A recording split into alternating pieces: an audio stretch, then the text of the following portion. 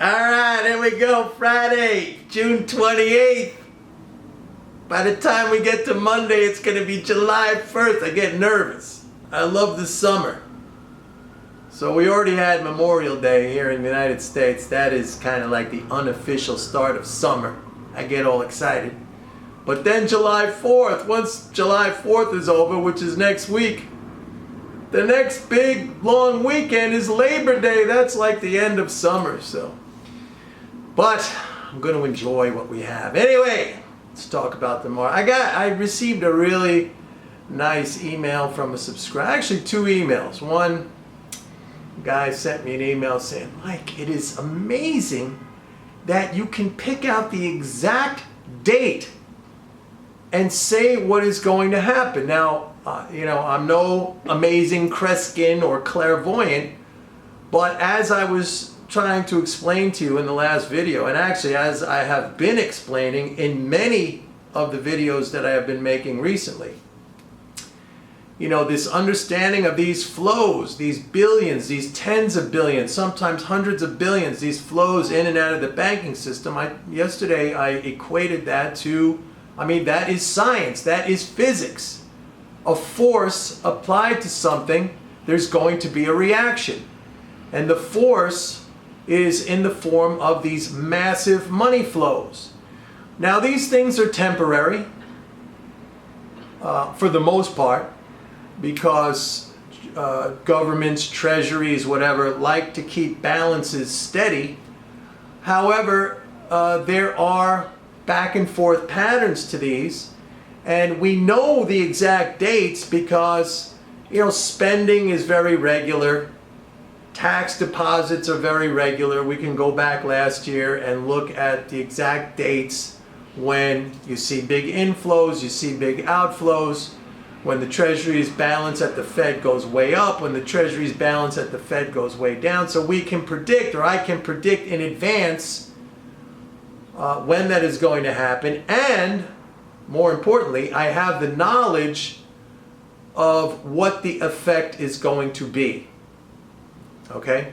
I had a guy who signed up for my report, and he was peppering me with a lot of questions. Mike, where do you get this data? Where can I look this up? And I don't hold anything back. First of all, this is all public information. It's not like I came up with some secret formula like these algo guys who spend millions and millions and hundreds of millions to put their servers really close to the CME, for example, so they could get one millionth of a nanosecond advantage or whatever the ridiculous is, to make their increment. I don't need that.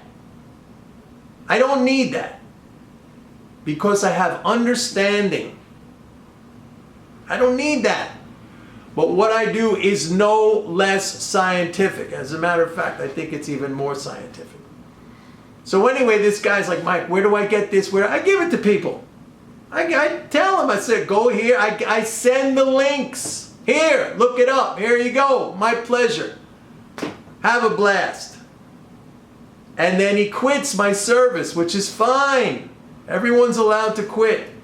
But he thinks that he's going to be able to, look, I've spent years and years and years not only developing this knowledge, which, as I say all the time, the knowledge is fantastic. The understanding gives us an edge. But what is it? It's the mental game. You're not going to make it happen. A lot of what I do, in terms of the value I provide, is the coaching, the mental game aspect. Now, I've been using this example for a couple of weeks now. I've had people with me who have been long gold. And again, I'm not a gold bug. I don't believe gold is money. I don't even think like these central banks buying gold is a reasonable thing to do. It's basically a subsidy to mining companies when they should be spending on their own citizens.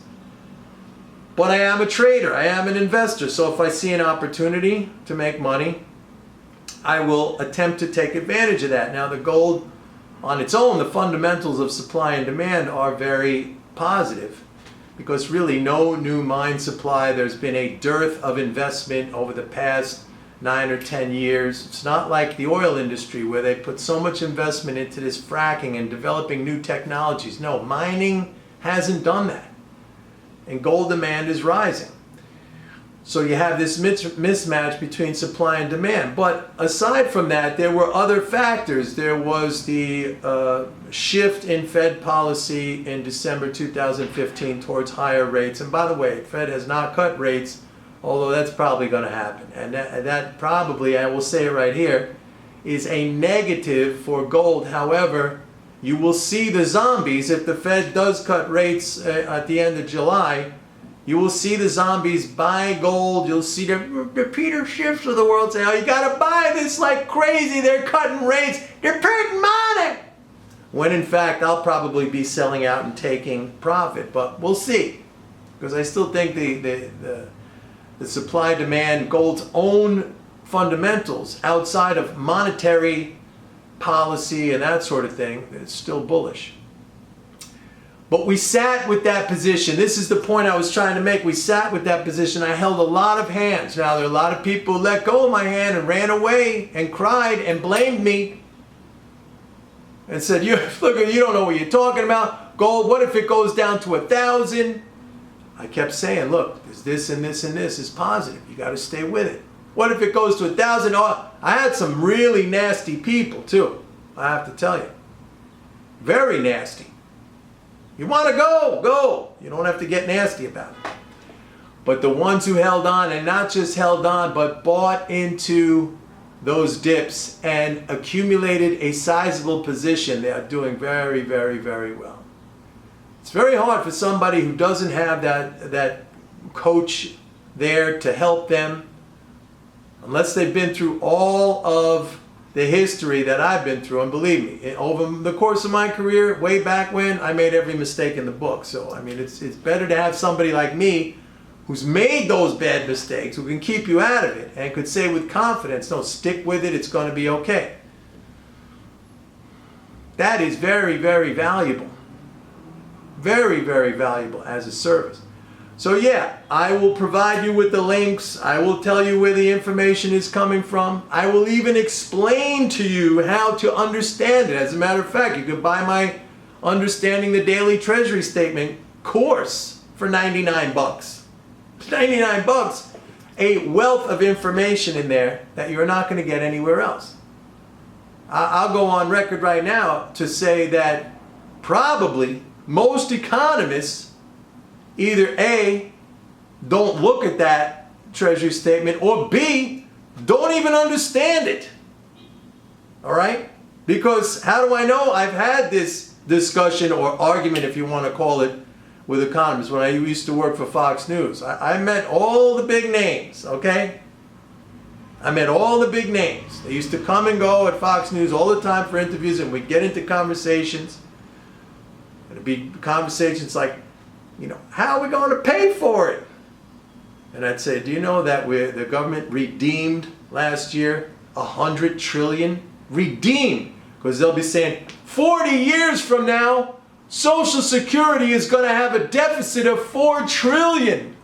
It's going broke. Sir, Mr. Genius Economist, do you know that in the last year, not 40 years from now, in the last year, the government redeemed, that means paid back 100 trillion. 100 trillion. And I just show them right on the Daily Treasury Statement, it's there. 100 trillion. The world didn't end. We didn't have hyperinflation. It wasn't the Weimar Republic. It wasn't Zimbabwe. So I explain it to you. I give you the links. It's no problem. But the mental coaching, the mental game, I've said this so many times. That's the key. That is the key. The information is great. You're not going to get it anywhere else. The understanding is even beyond anything at the top level of the MMT community. I have explained stuff to them. Not that they have taken it and run with it. No. They've ignored it. But that's fine. If that's what they want to do.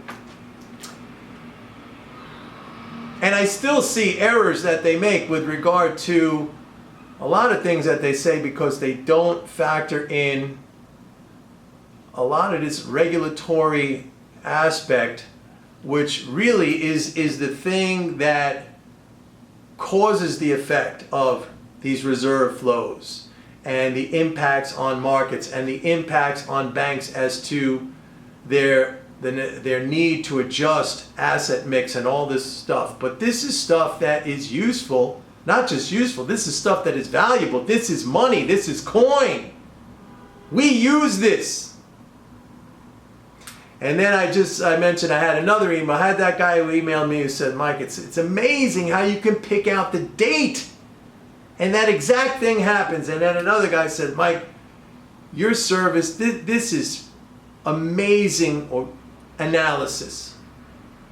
Nothing compares to this. And for the price, which he's right, and even the price at $250 a month now, it's ridiculous, because something like this is really meant for institutions.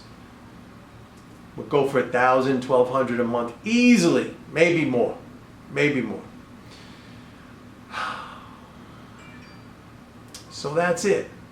So anyway, we are still in this holding pattern. And by the way, with the market actually is holding up very, very nicely. Of course, if Trump comes out over the weekend saying that's it, there's no deal with China, I am putting a full boat of tariffs on the Chinese now, yeah, the market's going to sell off. We'll be buyers because the underlying support is there, the fiscal support. And all that goes away. And I've done a lot of videos where I have explained with numbers, okay, how this whole trade war fear is totally, totally blown out of proportion. So every time that happens, the zombies are selling, people are panicking, people are emotional, people are losing their minds, and I am coolly and calmly there buying as they dump. That worked out. All right, everybody. Have a great weekend, and see you on July 1st.